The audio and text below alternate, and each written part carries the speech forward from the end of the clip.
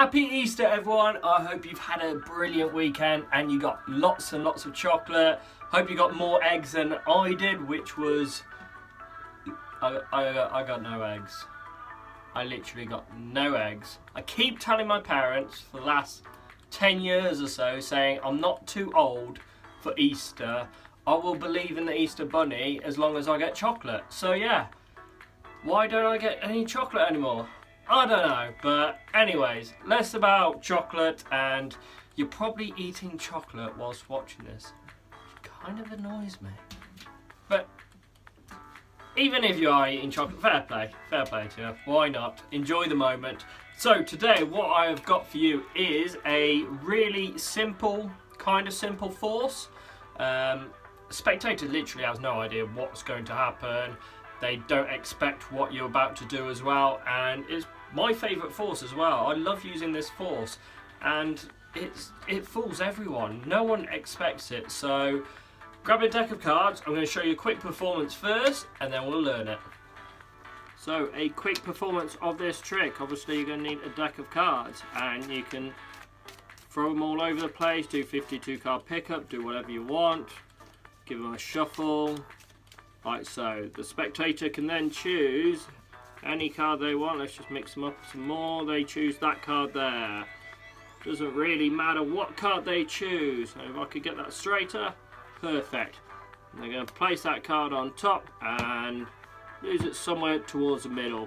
Then you can get the spectators to just cut wherever they want, as many times as they want, whenever they feel happy. And then whenever you want, give the cards a little bit of a fancy cut like that, give it another fancy cut.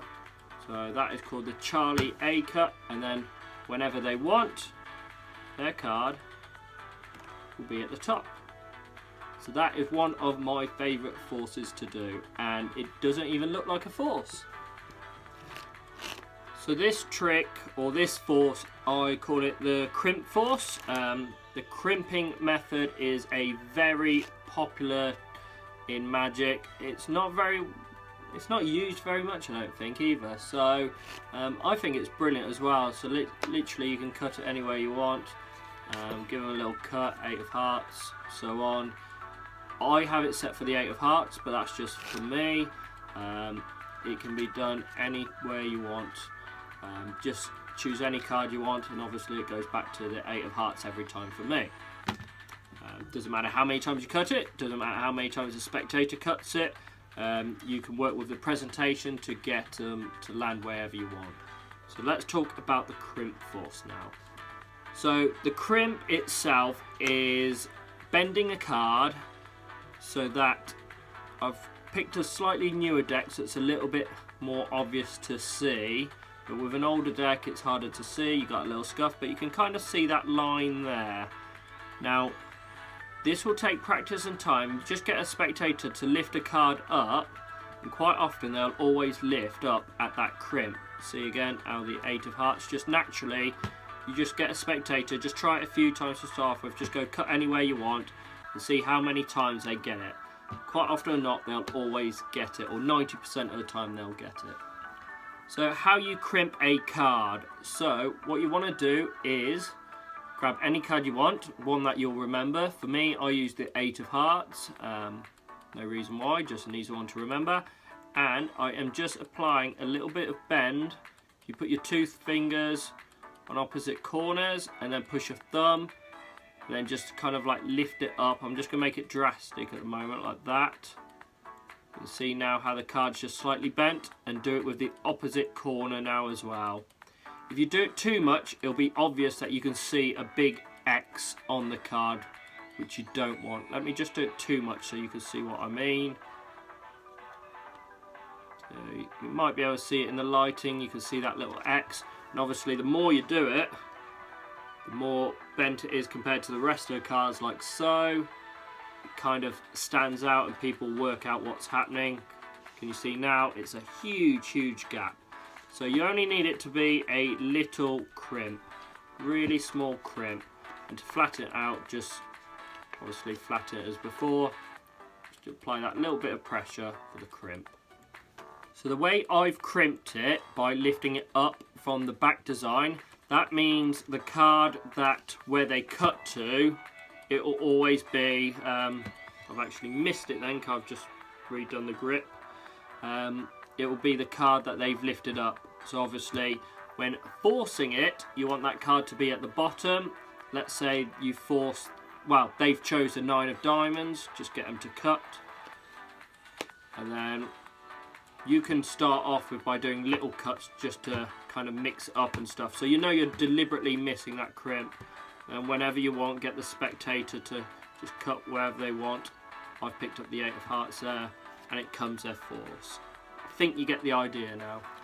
So that is a way to force a card completely impromptu. Let's say you wanted them to cut to it to turn it over that way, or you want it that way, whatever. You can do it the other way, the crimping. So I'm going to crimp a different card this time instead of the 8 and take that away. We'll do the 5 of hearts, so we're going to do it from this way now. Just apply a little bit of pressure just in those corners. Only a tiny bit, it's barely anything. And now it doesn't really matter where it goes in the deck. You can get the spectators to shuffle it as much as they want. Yeah, just really wherever they want. And then whenever they lift up to a card, that will now be the 5 of clubs, which is a natural force for you. That's just a quick, simple idea as well, without having to pick a card, then shuffle it even more. Real simple. Just do the opposite, and no matter where it is, give it a little shuffle again. We'll keep dropping cards as well. Get them to cut wherever they want. 5 of clubs again. So that is just a quick crimp force. I think they call it the crimp force. I'm not even sure if it actually has a name, but so easy to do. It's impromptu as well. You can literally just grab a deck of cards. You can bend it then by just taking a card out, just quickly bend it with one hand there, and whatever you want to do, and all of a sudden you've got that crimp already without even showing or looking like you've done anything to it. Spectator, I've shown you 2 different ways to basically force it from the beginning, or whether they cut it to it. They can lift it up straight away. You can do either. I prefer the first way I do it, because then you've got the key card principle as well. If you've missed the crimp or missed the cut, you can spread it out to start off with, so you know exactly where or what their card is by doing that little cut and stuff, or the crimp, if you know what I mean. I think you should. I probably haven't explained that well, but oh well. Anyways, yeah, that's just the crimp force, and I do it all the time. Just practice it first though to start off with. Just practice crimping a card. Don't even think about it. Don't even think about it. Just cut wherever you want. Get other people to cut a card, and just see how many times it lands on it. If you can do the Charlie A cut, then just try that, and quite often after a few, just stop whenever you want, and you'll get your crimp card wherever you wanted. So for example, let's just do it, I don't know, 5-6 times.